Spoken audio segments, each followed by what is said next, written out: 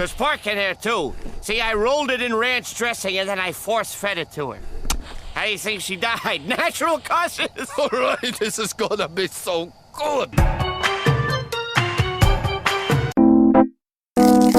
There's nothing better than watching somebody with a creative mind invent something. You get to watch this endlessly entertaining dance between them making one decision, another decision, and ending up with something truly unique that hopefully would be something quite delicious. Now, today we're going to be looking at something from Vanille Patisserie. The whole idea being, I wanted to try gourmet, high-end chocolates, right? The thing about having a candy bar or a chocolate bar that you can pretty much buy anywhere is that it has to appeal to a very mainstream audience. The person behind it has to dumb down their creation in order to reach mass market appeal. So if you see a Twix bar or a Kit Kat bar or something of the like, that thing has been focus grouped and tested and gone through all kinds of revisions to end up to where it is today. And plus, there's only so much freshness you can do when something is pre-packaged and sent out to countries all over the world, right? That's a factor. So with these, we don't have that restriction. You get to see all this stuff made same day by artisans that know what they're doing, handcrafted. It's gonna be the sickest stuff. Okay, yeah, so I bought a bunch of them, right? I got like 5 of them. I wanted to share them all, and one mystery item, because that's always fun. Why don't we start off with the most interesting of the batch? This is our first puppy right here. A coffee-infused flourless chocolate cake, which has chopped up bits of espresso beans, mascarpone cheese, and all of this is topped off by dark chocolate silver dollars and gold flake. Now this thing is just a marvel to look at, man. Let me tell you, I like how they have this little thumb rest as well, so when you're pulling it out, you don't accidentally destroy whatever it is. Let's just have a moment of fascination with this thing real quick. Oh man, it's gonna be good. All right, so I'm gonna be doing this a bit more gingerly than usual. Let's see. Oh my God, dude, Jesus Christ. There's a flourless chocolate cake underneath that, the mascarpone cheese, and you can just smell that espresso. This thing is like a coffee delight come to life. Let's see. That is absolutely transcendent. It is really, really creamy. As you could probably tell from here, the mascarpone cheese and the coffee are a match made in heaven. You've got the dark chocolate in between it with the flourless chocolate cake, but that sweet and decadent combination that you get is utterly captivating, dude. Your mind goes totally blank. You can't think about anything else, even if you tried. Oh my God, it's got such an addictive property to it. Very strong coffee, very delicious, and obviously it goes without saying, but yeah, you're gonna want to finish the whole thing.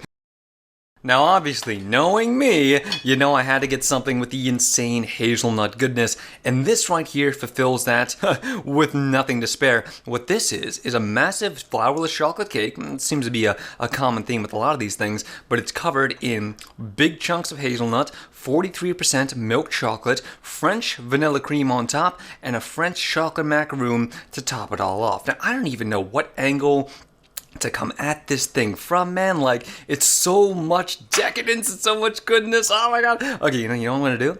I'm gonna come at it from the side with the most hazelnuts on it, which would be that side right there. Moment of fascination. Beautiful.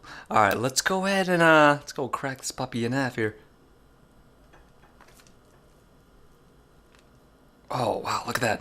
So you can see the inner layers right there are just stacked, the gradations of the different kinds of cake and cream and hazelnut ganache. Oh, man.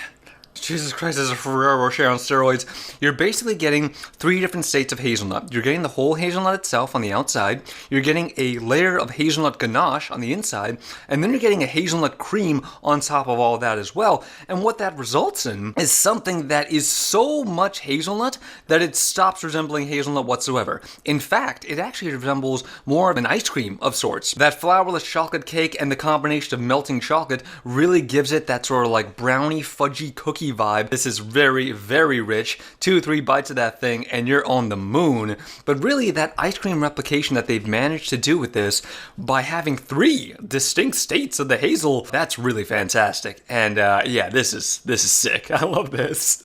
Now, because I've been watching way too much Darker Than Black, I decided to go for something I don't normally go for. And what this is a complete blackout of dark chocolate. So what we have is a flourless chocolate cake, doi, and then we've got a chocolate mirror glaze, dark chocolate, and we've got a dark chocolate ganache inside of that, and then a dark chocolate coating as well, topped with a chocolate buttercream and some gold flake. Now this one right here, I'm actually quite worried is going to be too much dark chocolate, right? I'm going to fall into the void and never be seen again. But, you know, if it happens, right? Occupational hazard. I knew the risks going in.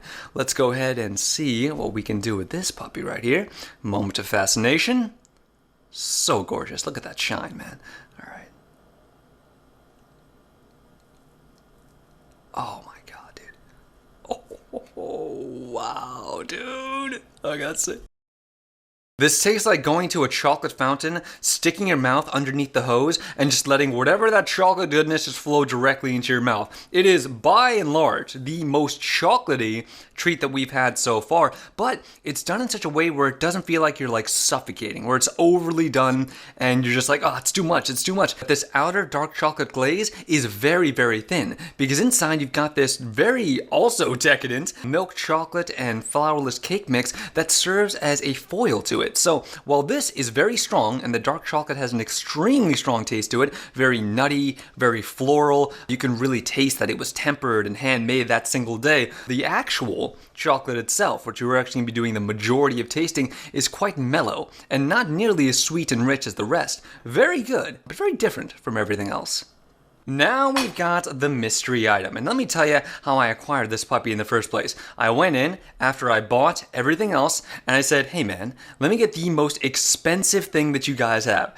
And they gave me this. I didn't look at what it was. I didn't even care to do that, because I wanted to see if the quality of it itself would evade description. You know, sometimes if you read the description of something, it kind of makes you appreciate it a bit more, right? You kind of get like hype things up in your head, where you're like, oh my god, it's made with like 43% Chinese Arabica coffee, whatever it is, right? And that kind of puts that preconception in your head. I wanted to avoid that specifically because now I have no clue what this is. What do you think it is? Put your guesses below. It's the whole music. Hold music. I could probably make a few guesses here. It seems to be a flourless chocolate cake like the rest. It's got some gold salted caramel flake on top and I think a tangerine or a mango macaroon there. They love putting this little gold flake on stuff, even though it has no difference whatsoever when it comes to the taste. All right, let's see. Ooh, that's very cakey. That's very cakey. Okay. Holy mother of God. All right. You know how I just said these guys have a fetish for gold? Well, that entire top layer is covered in gold, but it's not like any gold I've ever had before. This is a crispy, crunchy gold, which goes into what I can only imagine to be like an archaeologist's wet dream of just layers upon layers upon layers of, it looks to be hazelnut ganache, pralines, milk chocolate on the bottom, and it seems to be some sort of like caramel Heath toffee base on top of it as well. It does this great job of teeter-tottering between two different textures at the same time. So you go from crispy to soft to crispy to soft to crispy to soft. You got about 6 to 7 layers here, and that makes the chewing experience really unique and really different. Oof, it a little goes a long way, let me tell you. But something doesn't have to be fancy to be god tier. And here we've got a very simple, basic brownie, right? Well, basic for vanille, at least. This thing weighs at least half a pound, dude. It's huge. So what we've got is a chocolate ganache salted caramel brownie. And like, I just want to have a moment of fascination real quick with the striations on this thing, man. Look at the layers. Look at the layers going on with this thing. Look at that cream. Once again, the gold fetish comes out. But look at the amount of detail that went into this. The aeration of this thing is really what gets it home. This thing's going to be dense. There's no doubt about it. And what's a good brownie supposed to be? It's supposed to be hella chewy, dude. I won't eat a brownie if it's not hella chewy. You know what I'm saying? Word is bond. Comes with a grandma doily as well. Because, you know, shout out to all the grandmas out there. Let's see.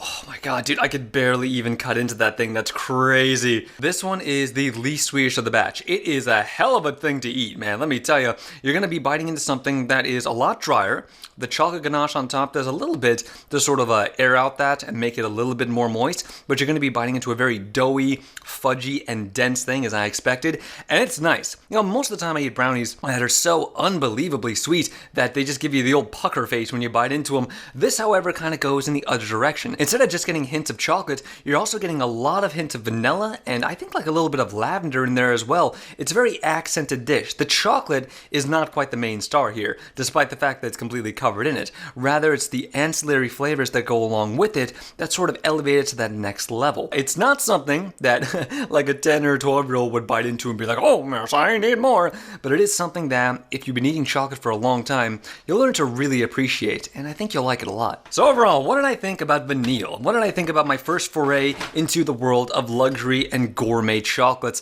Well, let me tell you, it is by far one of the most delicious things I've ever had in my life, but also, I kind of feel sick. I kind of feel like I've gone a little too far. I had maybe a bite or two of each of these things, and let me tell you, that is, oh god, I kind of feel like I never want to eat chocolate again for like a week or something, dude. It was nuts.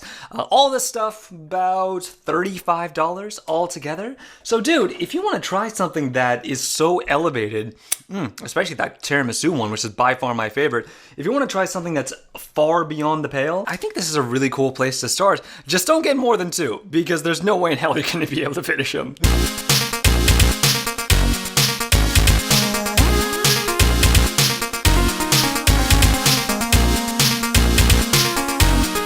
Look at this googly eye looking dude.